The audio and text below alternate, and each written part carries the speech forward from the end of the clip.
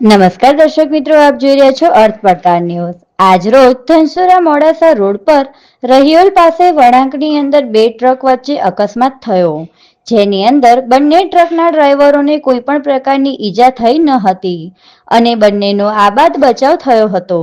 જેની અંદર એક ટ્રક જેનો નંબર HR61E7791 અને બીજો ટ્રક RJ09GB 6154 બંને ટ્રક સામસામે ટકરાઈ હતી અને રોડ વચ્ચે બંને ટ્રક હતી અને ત્યાં ધનસુરાના પોલીસ સ્ટાફ હાજરી આપી રોડ પરનો ટ્રાફિક ક્લિયર કરાવી ક્રેન દ્વારા બંને ટ્રકો વચ્ચેથી હટાવી ટ્રાફિક ક્લિયર કરાવવામાં આવ્યું હતું।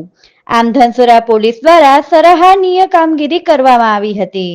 રિપોર્ટર ભરત આર કોડી, ધનસુરા।